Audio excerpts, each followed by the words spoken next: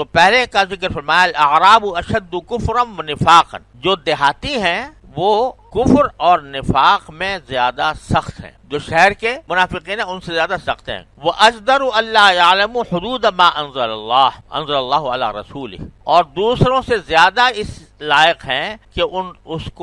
وہ دین کے احکام سے ناواقف رہیں جو اللہ نے اپنے رسول پر اتارا ہے۔ یعنی یہ منافقین جو ہیں یہ چونکہ دیہات میں رہتے، اول تو ایمان نے ان کے دل میں گھر نہیں کیا، میں زبان سے کہہ دیا کہ مسلمان ہیں، اور دوسرے یہ لوگ چونکہ دور رہتے ہیں عام مسلمانوں سے، تو اس لیے دین کی احکام کا ان کو پتہ بھی نہیں، تو اس لیے بھی یہ مسلمانوں سے ایک علیحدہ انہوں نے حیثیت اختیار کی ہوئی ہے۔ اجدر اللہ یعلم حدود ما انزل اللہ علی رسولہ، یعنی یہ دوسروں سے زیادہ اسی لائق ہیں کہ اس دین کے احکام سے ناواقف رہیں جو اللہ نے اپنے رسول پر اتارا ہے، کیونکہ ملتے ہی نہیں آ کر، نہ رسول کریم صلی اللہ علیہ وسلم کی خدمت میں حاضر ہوتے ہیں، نہ صحابہ کرام سے ملتے جلتے ہیں، تو دین کے احکام پہنچے کیسے؟ اس آیت کے تحت مفسرین نے یہ بات فرمائی ہے کہ اس سے معلوم ہوا کہ جو عام مسلمان ہیں جو براہ راست قرآن و سنت کا علم نہیں رکھتے، ان کے ذمے یہ واجب ہے کہ وہ ایسے لوگوں کی صحبت اختیار کریں اور ایسے لوگوں کے ساتھ اٹھے بیٹھیں اور ان کے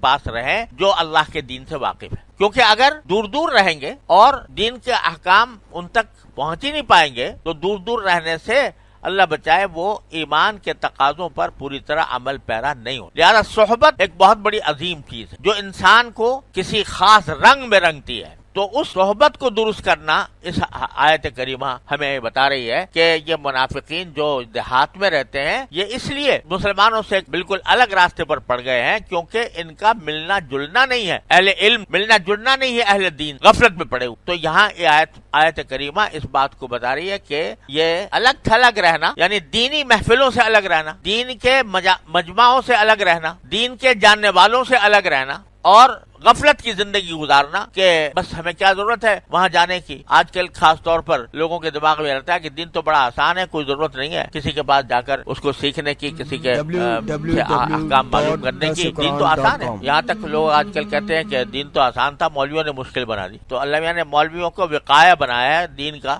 کہ جو کچھ اصل میں تو ان کو بغض تھا دین سے، کیونکہ دین ان کے اوپر کچھ پابندیاں عائد کرتا ہے، اصل بغض تو ان سے تھا، لیکن زبان سے یہ کہنا کہ ہم دین نے ہمیں مشقت میں ڈال دیا یا دین کو برا کہنا، یہ سمجھتے ہیں کہ بھئی یہ ذرا مشکل کام ہے، سے لوگ ہمیں سمجھیں گے کہ مسلمان ہی نہیں ہے، کافر ہونے کا فتویٰ لگ جائے گا، لہذا بجائے دین کو برا کہنے کے مولویوں کو ڈال دو کہ مولوی جو ہے اس نے دین مشکل بنا دیا ہے، ورنہ دین تو آسان تھا۔ تو یہ جو صحبت سے دور رہنا یہ سبب بنتا ہے دین سے دور رہنے کا۔ یہ قرآن یہاں پر فرما رہا ہے کہ چونکہ یہ لوگ دور رہتے ہیں، الگ تھلگ رہتے ہیں، تو اللہ کے احکام کی حدود سے واقف نہیں ہوتے۔